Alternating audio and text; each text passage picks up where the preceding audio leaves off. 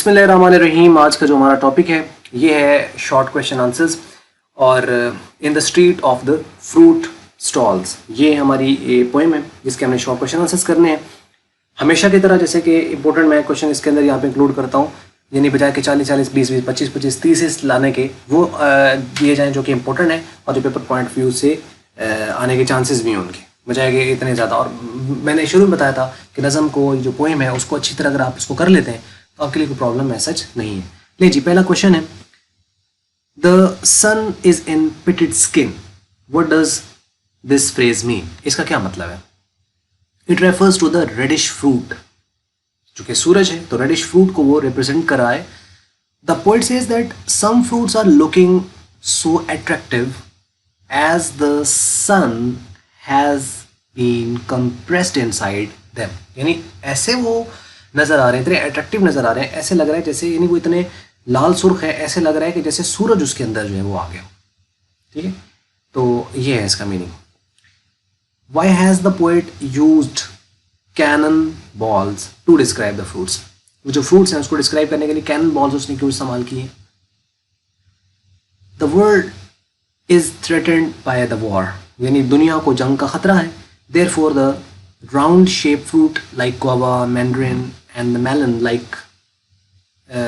look like cannonballs to the poet, यानी चूंकि जंग के हालात बने हुए हैं तो इसलिए जो शायर है उसको जिस एंगल से वो चीज़ों को देख रहा है उस एंगल से हर चीज़ उसको ख़तरनाक नज़र आ रही है।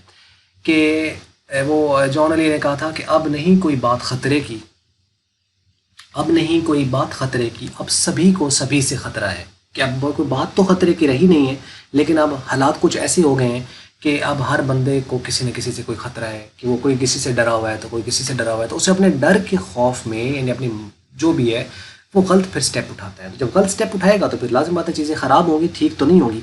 तीसरा सवाल है, how do the children enjoy the fruit in the poem, यानी वो नज़म के अंदर जो बच्चे दिखाए गए हैं असल में फ्रूट को कैसे इंजॉय कर रहे हैं। The children enjoy the fruit with great delight, बड़े मज़े से वो इंजॉय कर रहे हैं। दे टेक इट, उसे लेते हैं, break it and eat it, उसे लेते हैं, पकड़ते हैं, तोड़ते हैं और खाते हैं। They drink it's gold and silver juice in overjoyed mood, यानी ओवरजॉयड मूड का मतलब है यानी पुर मुसरत अंदाज से उसका जो जूस है वो ऐसे जनाब उनके थोड़ियों पे, हाथों पे लगा हुआ है और वो भी लगे हुए हैं, यानी उधर जूस लगा हुआ है उधर वो लगे हैं, तो यानी मज़े में है वो। तो इस तरह करके वो उसको एंजॉय कर रहे हैं। How do the fruit look like in the street in the fruit stalls, fruit कैसे नज़र आ रहे हैं? The fruit look like cannon balls in the street of the fruit stalls. Which fruit names are mention in the poem, कौन कौन से fruit आए हैं? तो 3 हैं। The poem mentioned the melon, guava and the mandarin in the poem in the street of the fruit stalls. लो जी, ये थे question answers और छोटी सी वीडियो थी। और बस ये कि वीडियो आपको अच्छी लगी तो उसको लाइक कर लें, अच्छी नहीं लगी तो उसको आप डिसलाइक कर लें, अच्छी लगी है तो शेयर कर लें, अच्छी नहीं लगी तो आप इसको स्कूल से यहाँ रहने दें जहाँ पे है। वीडियो देखने के लिए आपका बहुत बहुत शुक्रिया।